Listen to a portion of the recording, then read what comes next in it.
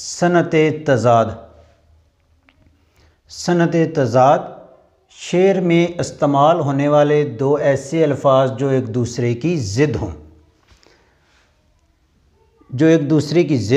ایک دوسرے کے متضاد ہوں، اگینسٹ ہوں، اپوزٹ ہوں، کہ رات کا ذکر ہے اور دن کا ذکر آئے، صبح کا ذکر آئے تو شام کا ذکر آئے، آسمان اور زمین، یعنی متضاد جو ہوں، اپوزٹ۔ ایک عام چیز ہے کہ شعر میں کوئی ایسے الفاظ استعمال کرنا جو ایک دوسرے کی ضد ہوں، ایک دوسرے کے متضاد ہوں، ایک دوسرے کے متضاد مفہوم رکھتے ہوں، اسے اردو شاعری کی اصطلاح میں صنعت تضاد کہتے ہیں۔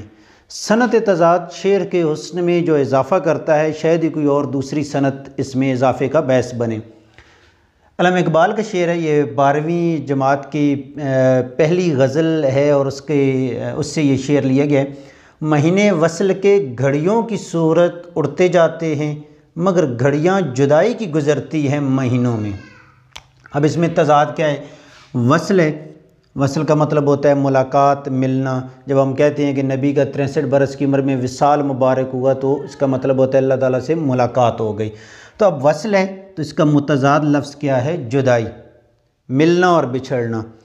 دوسری چیز ہے گھڑیوں کی صورت، گھڑی مین لمحے، اور گھڑیاں گزرتی ہیں مہینوں میں، یہ بھی تضاد ہے، یعنی ایک لمحہ جو ہے وہ مہینوں میں کنورٹ کیا ہے، اس کا متضاد ہے، اور مہینے کو اس کی انتہائی چھوٹے پوائنٹ میں جسم میں لے گیا ہے، مہینوں کو گھڑی میں۔